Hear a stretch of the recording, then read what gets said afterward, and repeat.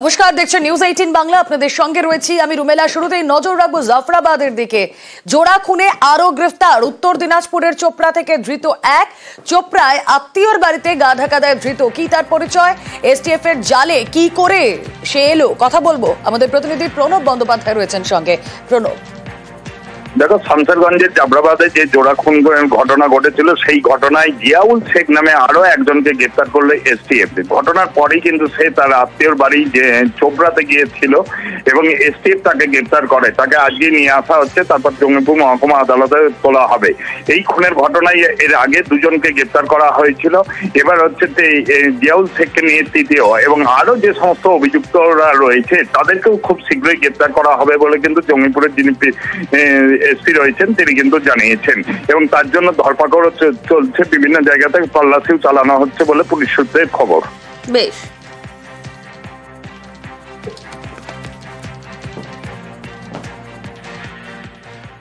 আজ বাম ব্রিগেড, 4টি গণসংগঠনের ডাকে ব্রিগেড সমাবেশ। প্যারেড গ্রাউন্ডে চলছে সমাবেশের শেষ মুহূর্তের প্রস্তুতি। আজ দুপুর 3টে শুরু হবে ব্রিগেড সমাবেশ। বামফ্রন্টের একাধিক সংগঠনের প্রতিনিধিরা এই ব্রিগেডে থাকবেন। হাওড়া এবং শিয়ালদা স্টেশন সহ কলকাতার 8টি জায়গা থেকে মিছিল আসবে ব্রিগেড প্যারেড গ্রাউন্ডের উদ্দেশ্যে। কথা বলবো, সুস্মিতা প্রতিনিধি রয়েছেন আমাদের সঙ্গে। সুস্মিতা, আজ 4টি সংগঠনের আমরা দেখছি যে এখানে ব্রিগেডমুখী মিছিল, যেই ছবি ধরা পড়ছে এই মুহূর্তে।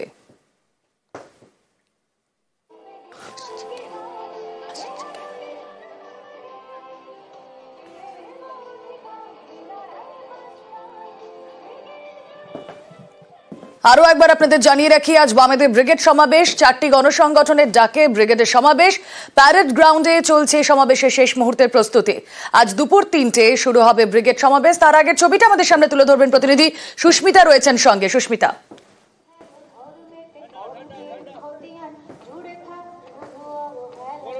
26-এর নির্বাচনের আগে বামেদের ব্রিগেড অত্যন্ত গুরুত্বপূর্ণ রাজনৈতিকভাবে। তার কারণ 2011 সালের নির্বাচনের পর, পালা বদলের পর যেভাবে একের পর এক নির্বাচনে বামেদের রক্তক্ষরণ অব্যাহত থেকেছে, সেই রক্তক্ষরণ কাটিয়ে উঠে বামেরা 26-এর নির্বাচনের আগে আবারও পুরনো জায়গা ফিরে পারবেন কিনা, সেই প্রশ্নটা এখন সবচেয়ে বেশি জোরালো হচ্ছে। উল্লেখযোগ্য বিষয়, আজকের ব্রিগেড সিপিআইএম এর ব্রিগেড নয়। আজকের ব্রিগেড শ্রমিক, ক্ষেতমজুর, কৃষক এবং বস্তি উন্নয়ন সংগঠনের ডাকে আজকের ব্রিগেড। অবশ্যই সেখানে উপস্থিত থাকবেন ব্রিগেডের মঞ্চে সিপিআইএম এর রাজ্য সম্পাদক মোহাম্মদ সেলিম। বামেদের আজকের ব্রিগেড অত্যন্ত গুরুত্বপূর্ণ কেন? আমরা প্রত্যেকেই জানি যে আগে, অর্থাৎ বাম শাসনকালে রাজ্যের শহরাঞ্চলের মধ্যবিত্ত মানুষ বামেদের থেকে মুখ ফিরিয়ে নিলেও গ্রামাঞ্চলের ক্ষেতমজুর, শ্রমিক কিংবা কৃষক সংগঠন কখনোই বামেদেরকে মুখ ফিরিয়ে দেননি, বামেদের থেকে মুখ ফিরিয়ে নেননি, বামেদেরকে খালি হাতে ফেরননি। কিন্তু 2011 সালের নির্বাচনের পর দেখা গিয়েছে সেই গ্রামাঞ্চলের একেবারে রুট লেভেলের ভোট ব্যাংকটাও কোথাও গিয়ে হাতছাড়া হয়েছে এই বাম শিবিরের। সেই ভোট ব্যাংকটাকে আবারও ফেরত পাবে কিনা বাম শিবির, সেটা এই মুহূর্তে সবচেয়ে বড় চ্যালেঞ্জের। এবং এই তপ্ত গরমে ব্রিগেডের ময়দান ভরাতে পারবে কিনা বামেরা, সেটাও এই মুহূর্তে চ্যালেঞ্জ। আর একটা জিনিস ছোট করে জানতে চাইবো সুস্মিতা তোমার থেকে। হ্যাঁ, প্লিজ কথা বলো, তারপর আমি তোমার কাছে আসছি। আমি মুর্শিদাবাদ থেকে এসেছি, যেখানে দাঙ্গার আগুন জ্বালিয়েছে, হিন্দু মুসলমান মধ্যে বিভেদ করেছে, কিন্তু আমাদের ওই স্টার সাপোর্ট হবে না। আমরা হাজার হাজার ছাত্র মুর্শিদাবাদে কাজ করছি।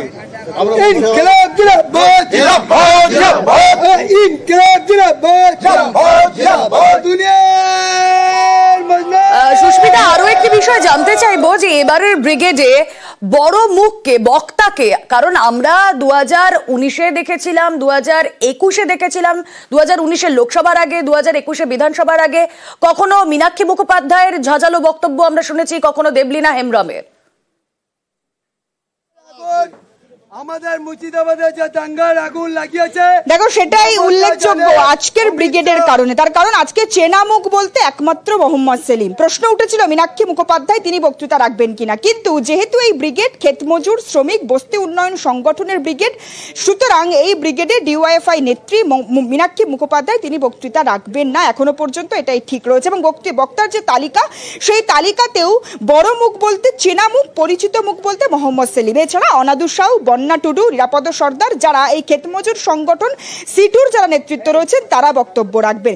এবং যে কথা প্রথম থেকেই বলছিলাম যে 26-এর নির্বাচনের আগে বামেদের পুরনো ভোট ব্যাংক, সাধারণ মানুষের ভোট ব্যাংক, খেটে খাওয়া মানুষের ভোট ব্যাংক, সেই ভোট ব্যাংককে কতটা উজ্জীবিত করতে পারবে আজকের নেতৃত্ব, ক্ষেতমজুর সংগঠনের নেতৃত্ব, কৃষক সংগঠনের নেতৃত্ব, তারা কতটা উজ্জীবিত করতে পারবে, তারা কতটা একেবারেই বামেদের এই ব্রিগেডের দিকে আমাদের নজর রয়েছে। কারণ এই মুহূর্তে আমরা বিভিন্ন জায়গা থেকে দেখছি, শহরের মূলত 8টি জায়গায় সেখান থেকে মিছিল আসবে। আমরা আসুন একটু হাওড়ার দিকে নজর রাখি। হাওড়া থেকে ব্রিগেডের উদ্দেশ্যে এই মুহূর্তে সাধারণ মানুষ তারা আসতে শুরু করেছেন জেলার বিভিন্ন প্রান্ত থেকে। সকাল থেকে জেলা থেকে কলকাতার পথে আসতে শুরু করেছেন বাম নেতা কর্মীরা। দেবাশিস প্রতিনিধি এই মুহূর্তে রয়েছেন আমাদের সঙ্গে সরাসরি। হাওড়া স্টেশনের ছবিটা দেবাশিস তুলে ধরবেন। দেবাশিস, দেখো, অবশ্যই আমরা যদি বলি আজকে সকাল থেকে নয়, গতকাল রাতেও আমরা দেখেছি একেবারে রাতের দিকে যেসব ট্রেনগুলো এসছে সেই ট্রেনে করেও কিন্তু বিভিন্ন জায়গা থেকে, রাজ্যের বিভিন্ন প্রান্তে থেকে বাম কর্মী সমর্থক তারা কিন্তু সেখানে হাওড়া স্টেশনে আসে এবং হাওড়া স্টেশন থেকে তাদেরকে কলকাতার উদ্দেশ্যে রওনা করে দেওয়া হয়। এবং আজকে সকাল থেকে যা দেখা যাচ্ছে যে ব্রিগেডে যোগ দিতে বাম কর্মী সমর্থকরা তারা কিন্তু ইতিমধ্যে হাওড়া স্টেশনে বিভিন্ন দূর দূর প্রান্ত থেকে তারা ট্রেন ধরে তারা সরাসরি আসছে হাওড়া স্টেশন এবং সেখান থেকে তারা ব্রিগেডের উদ্দেশ্যে রওনা দিচ্ছে। তবে এই মুহূর্তে সবচেয়ে বড় যেটা সমস্যা তা হচ্ছে হাওড়ার ফেরি সার্ভিস। ফেরি সার্ভিস কিন্তু গতকাল থেকে বন্ধ করে দেওয়া হয়েছে, সেখানে সার্ভিসিংয়ের সমস্যা রয়েছে, সার্ভিসিংয়ে গেছে এবং রোববার সেহেতু এই লঞ্চ পরিষেবা বন্ধ রাখা হয়েছে। ফলে সাধারণ মানুষ বারবার করে লঞ্চ পরিষেবা নিতে গিয়ে সেখানে কার্যত সমস্যায় পড়ছে এবং মাঝে মধ্যে আমরা দেখছি সেখানে বিক্ষোভও দেখাচ্ছে। তবে এই মুহূর্তে বাম কর্মী সমর্থক বা জেলা বাম তরফ থেকে যে ক্যাম্প করা হচ্ছে সেই ক্যাম্প অফিস থেকে বারবার করে অ্যানাউন্স করা হচ্ছে যেন এই যারা আসছেন দূর প্রান্ত থেকে তারা সামনে এগিয়ে হাওড়া ব্রিজের ওপর দিয়ে নয় পায়ে হেঁটে, না হলে বাসে করে যেন তারা সেখানে পৌঁছে যায়। আমরা বহু মানুষকে দেখতে পাচ্ছি যারা এখানে আসছেন আজকে এই বামেদের মিছিলে। আপনারা কোথা থেকে আসছেন? আপনারা? আমরা সমুদ্রগড় থেকে আসছি, বর্ধমান জেলা। বর্ধমান জেলা থেকে কি বার্তা শুনতে চাইছেন আজকে বাম নেতৃত্বে? এই যে 26 সালে চাকরি গেল বা ছাত্র যুবদের যাতে চাকরি হয় বা কৃষি ভালো হয় এবং ক্ষেত মজুরা যাতে মজুরি বৃদ্ধি পায়, এই বার্তা শুনতে আসছে। একেবারে আমি আরো একটু কথা বলবো, আজকে বাম নেতৃত্বের থেকে কি রকম বার্তা চাইছেন আপনারা? আর সামনে 2026-এ ভোট, নির্বাচনের আগে এই ব্রিগেডের সমাবেশ একটা শক্তিশালী সমাবেশ, যা হচ্ছে প্রমাণ করবে গোটা পশ্চিমবঙ্গ বামেদের পক্ষে। এটাই হচ্ছে প্রথম কথা। আর দ্বিতীয় কথা হচ্ছে যে লড়াই আন্দোলনগুলোকে সামনে রেখে এতদিন ধরে বামপন্থীরা নিজেদের শক্তি বৃদ্ধি করেছে, সেই লড়াই আন্দোলনগুলোর যে মূল পরীক্ষা সেটা হচ্ছে আজকের ব্রিগেড সমাবেশ। একেবারেই বারবার করে 2026-এর আগে একেবারে দেবাশিস আমাদের নজর থাক তারা আজকের এই ব্রিগেডে এসে পুনরুজ্জীবিত হন কিনা, অবশ্যই আমাদের সেদিকে নজর থাকবে। এবার আপনাদেরকে দেখাবো সুন্দরবন থেকে কলকাতার পথে আসার ছবিটা, জলপথে সেই ছবি আপনাদেরকে দেখাবো। জেলার বিভিন্ন জায়গা থেকে কলকাতার পথে আসছেন বাম নেতা কর্মীরা। ছবি দেখছেন আপনারা হিঙ্গলগঞ্জের, সেখানেও নদী পথে কলকাতার উদ্দেশ্যে আসছেন বাম নেতা কর্মীরা।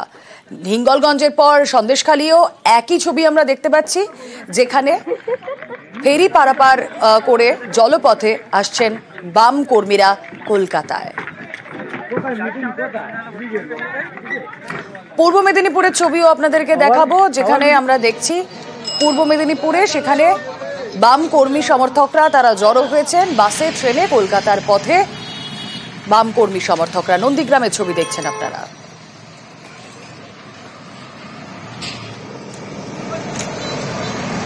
আসুন এবার বাঁকুড়ার ছবি দেখাই। জেলার বিভিন্ন প্রান্ত থেকেই আমরা দেখছি বাম কর্মী সমর্থকদের ভিড়, তারা বাসে করে ট্রেনে করে কলকাতার উদ্দেশ্যে রওনা দিয়েছেন। এবার রেলপথের ছবি দেখাবো। আসানসোল থেকে কলকাতার উদ্দেশ্যে রেলপথে বাম কর্মী সমর্থকরা সকাল সকাল বেরিয়ে পড়েছেন। আজ বেলা 3টে ব্রিগেড সমাবেশ শুরু। বক্তব্য রাখবেন মোহাম্মদ সেলিম। কি বক্তব্য রাখবেন তিনি, অবশ্যই সেদিকেই তাকিয়ে রয়েছেন তারা। চারটি সংগঠনের ডাকে আজকে এই ব্রিগেডে নজর রয়েছে সকলে। ছবি দেখাবো বর্ধমানেরও, আসানসোলের পর বর্ধমানের ছবি, সেখানে বাম কর্মী সমর্থকরা তারা ভিড় করেছেন, কলকাতার উদ্দেশ্যে রওনা দিয়েছেন তারা। সড়ক পথে ব্রিগেডে আসছেন বাম কর্মী সমর্থকরা, রেলপথেও একই ছবি আমরা দেখছি। লাল ঝান্ডা হাতে ধরে জলপথেও কলকাতার উদ্দেশ্যে বাম নেতাকর্মীরা।